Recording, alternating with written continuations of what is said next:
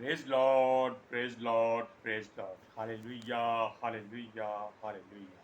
सबको जय मसीह की। परमेश्वर, हमारा परमेश्वर जो सबका परमेश्वर है, वो चाहता है कि उसके लोग एकजुट होकर रहे।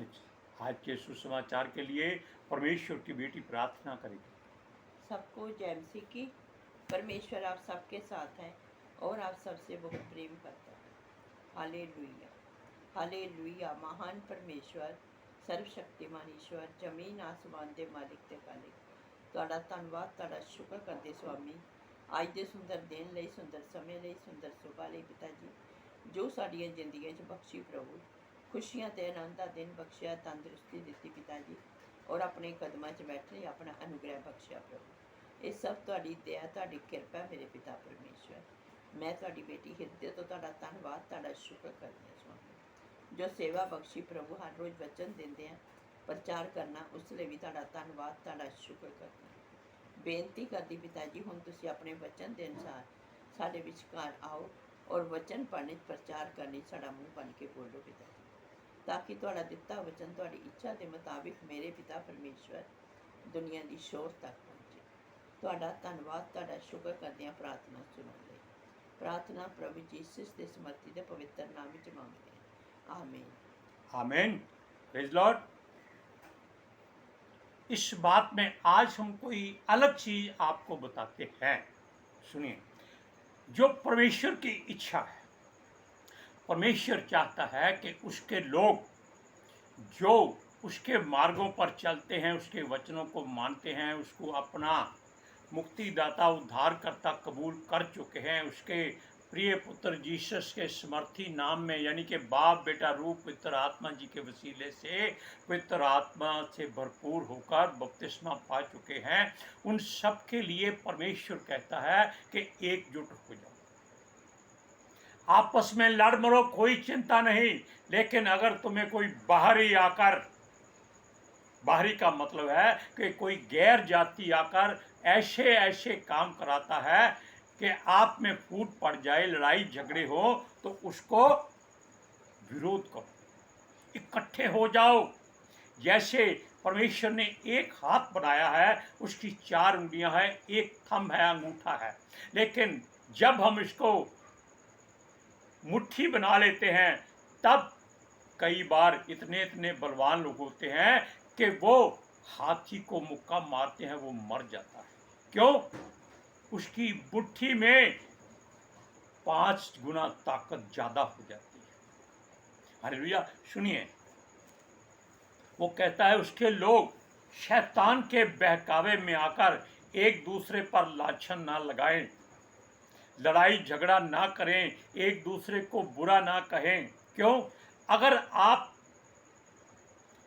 किसी भी प्रचारक को बुरा कहते हैं कि ये बोल रहा है, ये झूठ बोल रहा है, ये अपनी रोजी रोटी के लिए काम कर रहा है, ये लूट रहा है, तो लोग तमाशा देखते हैं कि देखो ये मसीह लोग आपस में बंटते जा रहे हैं। कितनी बुरी बात है, गलत बात है।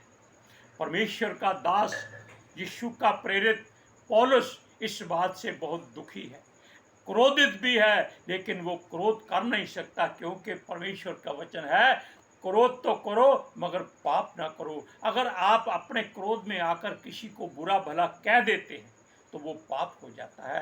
यानी कि अपनी जुबान पर कंट्रोल रखना है, अपनी आंखों पर कंट्रोल रखना है, अपने मन को शांत रखना है और अपने दिमाग में केवल परमेश्वर की ही आराधना स्तुति की बात करनी है और कोई बात मन में नहीं आने देती।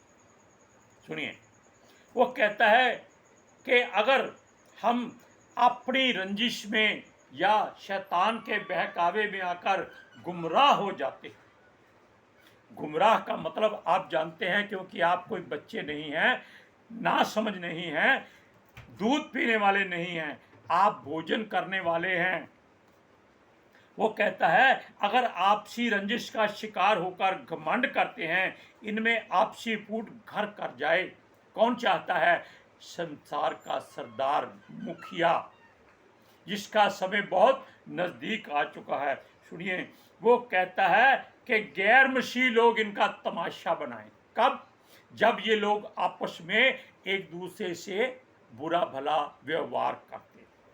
आप YouTube पर देख सकते हैं, बड़े बड़े धुरंधर लोग ऐसी ऐसी घटिया बातें करते हैं कि वो सुनने में ही शोभा नहीं देती, कि ये पास्टर लूट रहा है, ये लूट रहा है, ये गलत मार्ग बता। अरे भाई, तुम्हें उसमें क्या? तुम परमेश्वर से दुआ करो कि परमेश्वर इनको अकल दे, ज्ञान दे, बुद्धि दे, ताकि ये लोग परमेश्वर की बात को सही बोले। हालेलुया। इसलिए अपने लोगों को कभी भी दूसरों के सामने बुरा मत कहो। अगर बुरा कहते हो तो समझ लीजिए कि आप प्रभु के नहीं, शैतान के लोग हैं, जो अपने लोगों की निंदा करते हैं। आप जानते हैं कि यीशु ने एक शब्द कहा था, इधर करो, एक लाइन हम आपको बताते हैं, सुनिए। कहता है, तेरे निंदकों की निंदा मुझ पर आ पड़ी।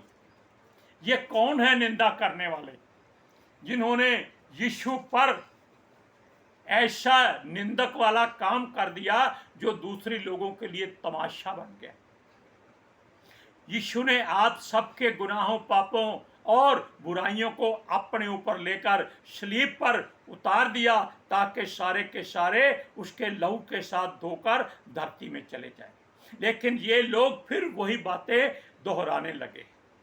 हालेलुया। इससे हमारा प्रभु क्रोधित हो जाता है, दुखी हो जाता है। सुनिए, जब हम ऐसी काम करते हैं तब हम परमेश्वर की अमानत में खयानत करते हैं। अमानत में खयानत का मतलब है कि वो हमारा परमेश्वर एक ही परमेश्वर है, और वो ही इज्जतदार, रुतबे वाला, सर्वशक्तिमान, परम प्रधान, सर्वव्यापी, सर्वगुण संपन्न और बुद्धि का ज्ञाता। जब हम उल्टी सीधी बात करते हैं तो उसको लज्जावश हम अपने हृदय में झुका देते, क्योंकि आप परमेश्वर का मंदिर हैं, आप ईश्वर हैं, वो आपको कहता है। सुनिए, इसलिए ऐसी बात अपना सर झुकाने की जो होती है, इसको रोक दो। सुनिए, वो कहता था कि मैं इनको वहां लेके जाऊंगा जहां दूध और शहद की धाराएं बहती। वो क्या सोचता है, ये क्या सोचते हैं? दोनों में अंतर धरती आकाश का है। सुनिए, वो कहता है, पौलुस कहता है, हम एक पिता की संतान हैं, हमारा एक ही परमेश्वर है, हम एक ही पिता के बच्चे हैं। इसलिए तुम सब में अच्छे हो, बुरे हो, सबको, बाहर वालों को एक ही चीज दिखानी चाहिए कि सब में एक ही पवित्र आत्मा है, सबका एक ही प्रभु यीशु है जो हमारा मार्गदर्शक है। हालेलुया। सुनिए, जब पौलुस ने कुरिन्थुस के लोगों को अपना वचन सुनाया, तब उसने इस बात का जिक्र किया था कि आप लोगों में लड़ाई झगड़े होते हैं, ये गैर जातियां बता रही। कोई खलोए का घराना था, वो भी उसमें शामिल था, यानी कि एक दूसरे के ऊपर ये कीचड़ उछालते थे। हालेलुया। सुनिए, इस कारण इन बातों से प्रेरित होकर शैतान अपना मौका नहीं खोना चाहता, और वो चाहता है कि इन लोगों को अच्छी तरह से लड़ाया जाए, ताकि ये परमेश्वर से मुंह मोड़कर उसकी तरफ आ जाए, और वो इनको संसारिक बातों में ऐसा उलझा दे, ऐसी डोर की गुंजल में फंसा दे कि ये उसमें से निकल ना सके। सुनिए, लेकिन आप इजरायली चरवाहों या पास्टरों के लिए जो बात कहते हैं वो बुरी है, उनके बारे में बुराई मत करो। हम अपना दबदबा बढ़ाना चाहते हैं और आप लोग घटाना चाहते हैं। आप वचन को पढ़िए, पहला कुरिन्थिया उसका 10वां और पहला कुरिन्थिया पहला अध्याय उसका 10वां और 11वां है। हे भाइयों, मैं तुमसे हमारे प्रभु यीशु मसीह के नाम से विनती करता हूँ कि तुम सब एक ही बात कहो और तुम में फूट ना हो, परंतु एक ही मन और एक ही मत होकर मिले रहो। क्योंकि हे मेरे भाइयों, खलोए के घराने में के लोगों ने मुझे तुम्हारे विषय में बताया है कि तुम में झगड़े हो रहे हैं। ये झगड़े की बातें आज के युग में बढ़नी जा रही हैं। क्यों बढ़नी जा रही हैं? क्योंकि वचन में यीशु मसीह ने सबको आगाह कर दिया है, चेतावनी दे दी है कि यीशु जब चला जाएगा उसके आते ही ऐसे लोग आएंगे जो अपने आप को कहेंगे हम मसीह हैं। ये आपने सुना है। और लोगों को भरमाएंगे, यहां तक के चुने हुए भी भरमाए जाएंगे उनकी बातों में। एक बार ऐसा हुआ भी था कि कुछ लोगों ने मिलकर पवित्र शास्त्र के वचन में, जहां पतरस कहता है या पौलुस कहता है कि इनको यीशु के नाम से बपतिस्मा दो, यानी कि लोगों को, वो उस बात को लोगों के हृदय में ऐसा गड़ा दिया कि लोगों को उन्होंने दोबारा बपतिस्मा दे दिया और उनको हो सकता है कुछ मदद भी की हो। लेकिन जब परमेश्वर के उन लोगों को ये बातें मालूम हुई कि ये लोग गलत कर रहे हैं, ये शैतानी लोग हैं, ये परमेश्वर के लोगों को भड़का रहे हैं, भरमा रहे हैं, गलत मार्ग पर ले जा रहे हैं, तब उन्होंने इन सब की अच्छी खातिर की और इनको माफी मंगवाई। तब लोगों ने बाप बेटा रूह पाक के नाम से जो वचन यीशु के मुख से निकला था उससे बपतिस्मा दिया और उसी को ही वो सही माना जाता है। सुनिए, वो कहता है हमें अपने प्रचारकों और जो हमारे अगुए हैं उनको थोड़ी बहुत महिमा देनी चाहिए, क्योंकि उनके अंदर पवित्र आत्मा जी का अभिषेक होता है। थोड़ी बहुत का मतलब है क्योंकि वो मनुष्य हैं और हम उनको ज्यादा आदर देना शुरू कर देते हैं, जबकि हमें ज्यादा आदर यीशु मसीह और पवित्र आत्मा जी को देना है। मनुष्य की महिमा नहीं करनी है। सुनिए, ये लोग आपस में कैसे बट गए थे। ये कहते थे कि ये पास्टर जी हमारे सबसे अच्छे हैं, दूसरे कहते थे ये पास्टर जी हमारे सबसे अच्छे हैं। उस समय प्रचारक होते थे, पास्टर का नाम अब आया है। लेकिन सुनिए, वो कहता है कि क्या एक का नाम अगर पौलुस है, दूसरे का नाम अपुलोस है और एक और है पतरस जिसको कैफा कहते हैं, क्या इन लोगों में आकर आपने यीशु मसीह को बांट दिया है? हालेलुया। यीशु मसीह कभी नहीं बढ़ सकता। वो एक है, एक ही था, एक ही रहेगा और सबके हृदय में वास करता है। इसलिए इन लड़ाई झगड़ों को, इन नामों को, इन लोगों को बांटने में बुराई मत करो और उसके वचन को ही महिमा दो। यानी कि जो मनुष्य के मुख से निकलता है वो पितर आत्मा जी की ओर से है, पहले इसको परख लो। क्यों? वचन में लिखा है कि हर आत्मा परमेश्वर की ओर से नहीं है, इसलिए हर आत्मा को पहले परखो ताकि आपको मालूम हो जाए कि ये परमेश्वर की ओर से वचन है और हमें इसकी इज्जत करनी है, इसको मान देना है, सम्मान देना है। ये दोनों प्रचारकों में से या तीनों प्रचारकों में से कोई भी यीशु की जगह सलीब पर नहीं चढ़ाया गया। हालेलुया। अगर पतरस को चढ़ाया गया था तो उसने अपने आप को एक शर्त रखी थी, मुझे सलीब पर चढ़ाओ लेकिन मेरा सर नीचा कर दो, मेरे पैर ऊंचे कर दो ताकि मैं परमेश्वर की ओर देखता रहूं। कितनी बड़ी कुर्बानी थी उसकी। पौलुस का सर काट दिया गया था। क्यों? क्योंकि उनके पास इसके लिए कोई सजा ही नहीं थी, तब ये परमेश्वर की मर्जी से हुआ था। सुनिए, यह लोग तो संसार के मुखिया की बातों में उलझकर अपने अपने उत्तराधिकारी बनाने शुरू कर देते हैं।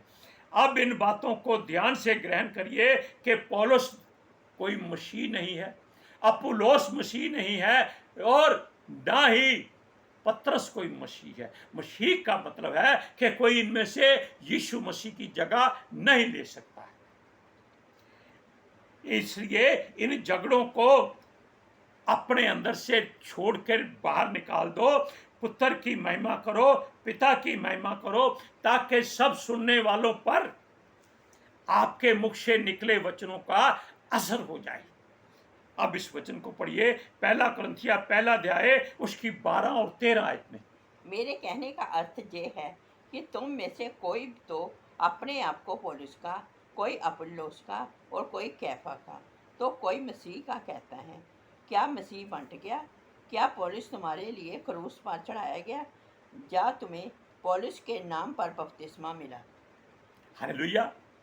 अब आपने जान लिया, हमने कुछ नहीं कहा, जो कहा है परमेश्वर के वचन ने कहा। परमेश्वर का वचन जो है वो पितर आत्मा के अभिषेक से भरपूर होकर इस पवित्र शास्त्र पर अपना साया डालता है, और उस साये में हम अपने आप को छुपा लेते हैं और उसके वचनों को अपनी जुबान से बोलते हैं। Praise Lord. सुनिए, वचन के अनुसार और हमारे प्रभु परमेश्वर के मुख से निकली बातों के अनुसार अगर हम लड़ाई झगड़ा करते हैं तो उसको बुरा लगता है। हालेलुया। क्योंकि वो पिता अपनी महिमा के लिए हमें तैयार करता है, वो हमारी महिमा नहीं देखता, क्योंकि हम मिट्टी के हैं और इस मिट्टी के बर्तनों में उसने वो धन रखा है जिसको कभी काई नहीं लगती, जिसको कीड़ा नहीं लगता, जो कभी गलता नहीं है, जो कभी घटता नहीं है, जिसको चोर चोरी नहीं करता है, डाकू डाका नहीं मार सकता है, और ये बढ़ता जाता है। सुनिए, और आपकी बातें, यानी कि हम सब के लिए बोलते हैं कि जो दूसरों के विरोध में है उनको किसी पर पब्लिसिटी मत कीजिए, ना यूट्यूब पर डालिए, ना मोबाइल में, ना फेसबुक में, ना इंस्टाग्राम में, ना टीवी पर कभी आनी चाहिए। वो उसको आपस में रखो, परमेश्वर से शिकायत करो। जैसे मार्था ने सीधा, हम फिर आप सूरज प्रमाणी का नाम लेते हैं, कि उसने बताया कि देखो मार्था ने शिकायत किससे की? क्या पतरस से? क्या थोमा से?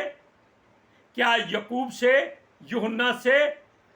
किसी से नहीं। उसने डायरेक्ट परमेश्वर के प्रिय पुत्र यीशु मसीह से शिकायत की कि हे प्रभु, देख मरियम यहां बैठी है और मैं काम करते करते थक गई हूं।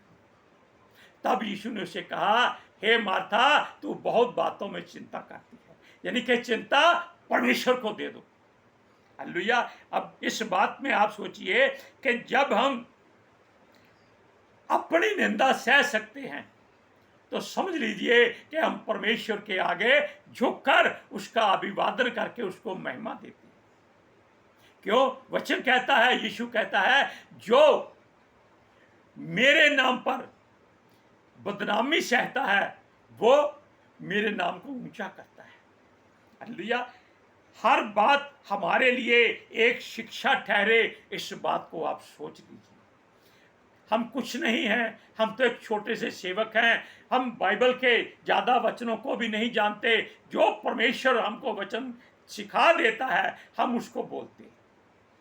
हम ढूंढते रहते हैं कि ये वचन कहाँ है, तब हम दुआ करते हैं, वचन मिल जाता है। लेकिन लोग ऐसे ऐसे धुरंधर हो चुके हैं कि अपने मुंह से वचन बोलो, वो बता देंगे कहाँ लिखा है, बिल्कुल ऐसे ही जैसे वो फरीसी करते थे। लेकिन यहां बात परमेश्वर के वचन की है। वो कहता है अपने अंदर से लड़ाई झगड़े खत्म करो, आपस में एक हो जाओ, अपनी और दूसरों की बदनामी, यानी अपने लोगों की बदनामी मत करो, लड़ाई झगड़े को छोड़ दो, इनमें कुछ नहीं बचा है। तब ये सारा संसार यीशु के लिए जिएगा, यीशु के लिए मरेगा। क्यों? आप अपनी सच्चाई को परमेश्वर के आगे बताएं, किसी और के आगे मत रोएं। वचन कहता है मनुष्य पर भरोसा मत करो, उसकी शरण में मत रहो, परमेश्वर की शरण में रहो। सब मिलकर एक मन, एक चित्त और एक ही आत्मा हो जाओ। आप वचन को पढ़िए, रोमियो की पत्री 15 अध्याय उसकी 4 से 6 आयत। जिसने बातें पहले से लिखी गई हैं वह हमारी ही शिक्षा के लिए लिखी गई हैं, कि हम धीरज और पवित्र शास्त्र के प्रोत्साहन द्वारा आशा रखें। धीरज और शांति का दाता परमेश्वर तुम्हें ये वरदान दे कि मसीह यीशु के अनुसार आपस में एक मन रहो, ताकि तुम एक मन और एक सब्र में हमारे प्रभु यीशु मसीह के पिता परमेश्वर की स्तुति करो। आमीन।